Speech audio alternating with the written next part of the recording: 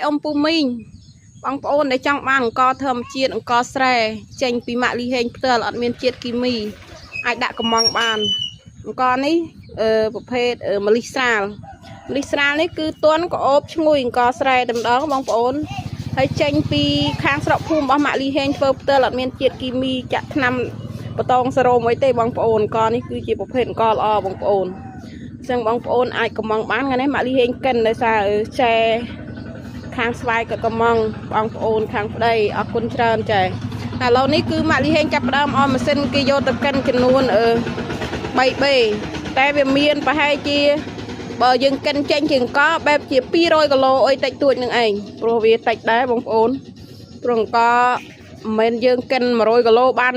ស្រូវ100គីឡូបានក100គីឡូទេបងប្អូនកិន200គីឡូយ៉ាងខ្លាំងបានតា100គីឡូអីមកវិញទេใช่นี่ประเภทเราแร่เพิ่มเชียดสัดส่วน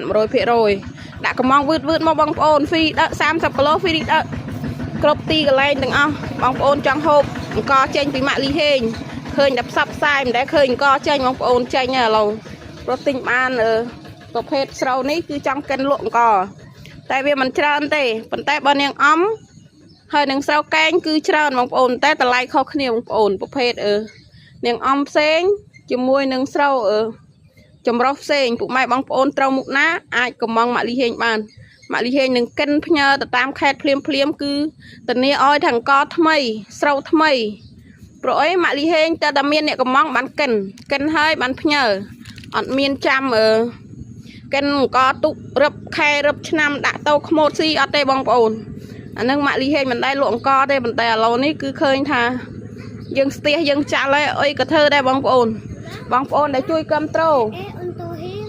បងប្អូនជួយគាំទ្រអាចដាក់កំងពីម៉ាក់លីហេងបានចង់បានអង្គចេញពីម៉ាក់លីហេងហូបឆ្ងាញ់ហូបអត់មានជាតិគីមីអង្គ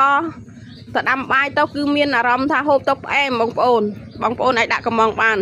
តែបញ្ជាក់អង្គរបស់ខ្ញុំគឺខ្ញុំកិនម៉ាស៊ីនតូចអត់មានកិនម៉ាស៊ីនធំដូចគេទេព្រោះម៉ាក់លីហេងអត់មានម៉ាស៊ីនកិនស្រូវទេចាឲ្យអ៊ំពូមីងនៅក្នុងភូមិគាត់យកទៅកិនឲ្យចេញជាងកអយនេះប្រភេទស្រូវបងប្អូនមើលបានអាចថាក្របវាបងប្អូនឃើញល្អិតខ្មាល់ហើយងោអានឹងម្លិះស្រាលបងប្អូនហើយមានពូជជាច្រើនចម្រុះគ្នាបងប្អូនចង់បានស្រូវចម្រុះ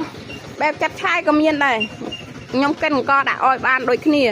អានឹង1គីឡូតា1900ទេពួកអង្គចម្រុះចាប់ឆាយបងប្អូនត្រូវមុខណាដាក់កំងមកតែសម្រាប់ម្លិះស្រាលនឹងគឺតម្លៃខុសពីគេដោយសារ